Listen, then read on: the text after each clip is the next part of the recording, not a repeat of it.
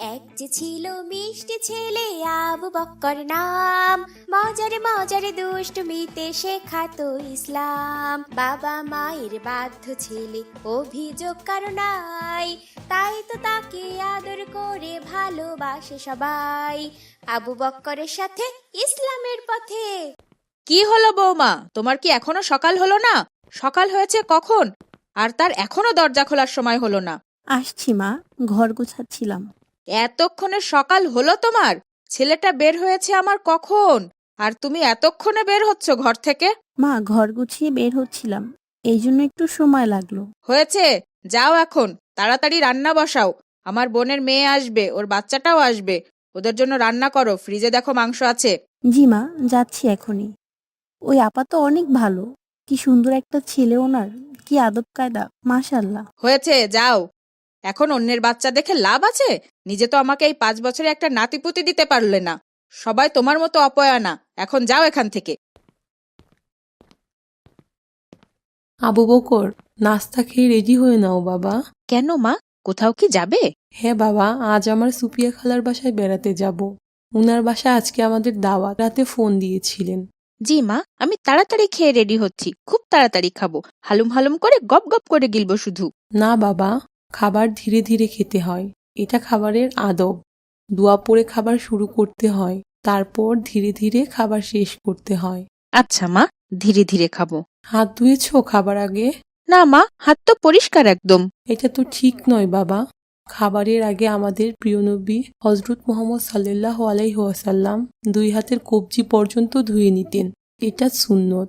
তাছাড়া আমাদের হাতে অনেক ক্ষুদ্র জীবাণু থাকতে পারে, ওগুলো তো আমরা খালি চোখে দেখি না বাবা।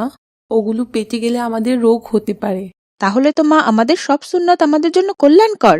হ্যাঁ বাবা, খাবারের আগে কবজি পর্যন্ত ধোয়া যেমন সুন্নত, আর এই সুন্নত পালনের জন্য আমরা রোগ জীবাণু থেকে বেঁচে থাকতে পারছি, এটাই আমাদের ইসলাম। সুবহানাল্লাহ, আমি এখনই 2 হাতের কবজি পর্যন্ত ধুয়ে নিচ্ছি মা। আচ্ছা বাবা, খেয়ে রেডি হও, সকাল সকাল বের হয়ে যাব ইনশাল্লাহ। জি মা, ইনশাআল্লাহ।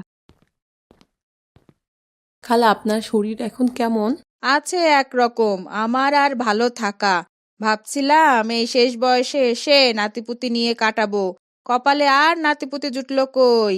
এক অপয়া বউ টেনে নিয়ে এসেছি, এই 5 বছর হয়ে গেল, এখনো একটা নাতিপুতি দিতে পারলো না আমাকে। এভাবে বলতে নেই খালা, আল্লাহ অসন্তুষ্ট হন। বাচ্চা দেওয়ার মালিক আল্লাহ, উনি দান না করলে এভাবে অপয়া বলা ঠিক না খালা। বাদ দে, তোরা কেমন আছিস? আমার আবু বক্কর দাদু ভাইটা কেমন আছে?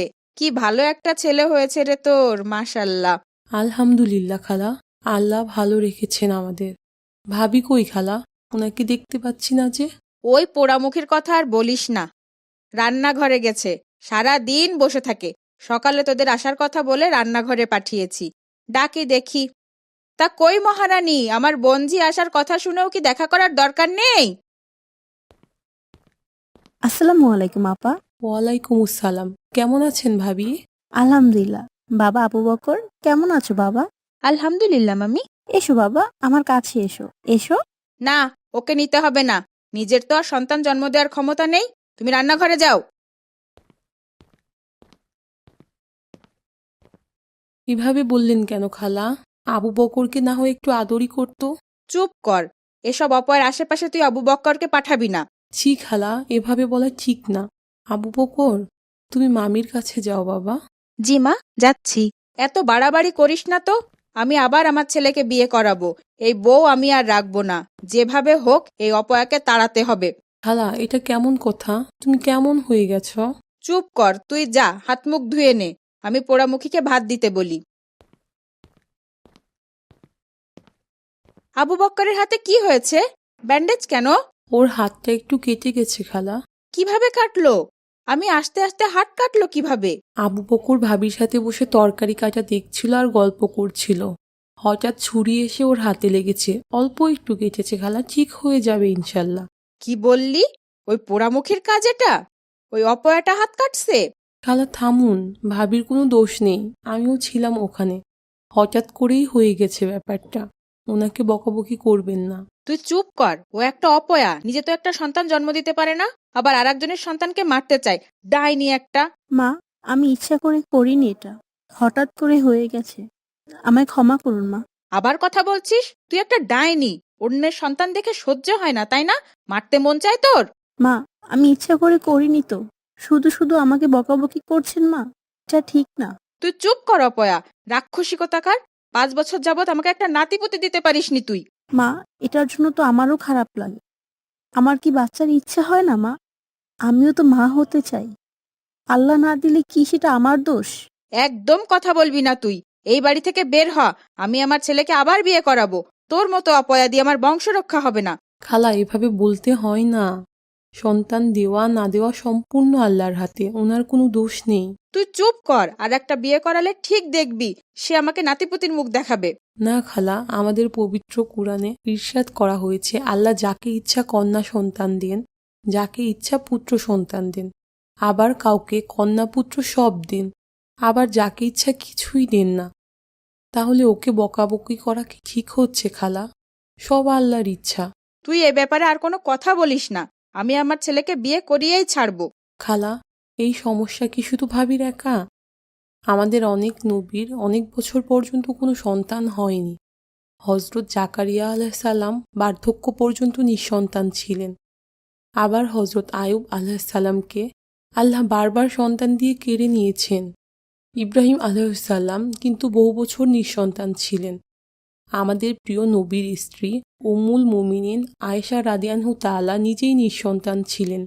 এগুলো সব আল্লাহর পরীক্ষা খালা। আল্লাহ ইচ্ছা করলেই সন্তান দিবেন। ধৈর্য ধরুন খালা। আর কত ধৈর্য ধরবো? 5 বছর তো হলো। আর একটা বিয়ে করালে ঠিক আমি নাতিপুতির মুখ দেখতে পাবো।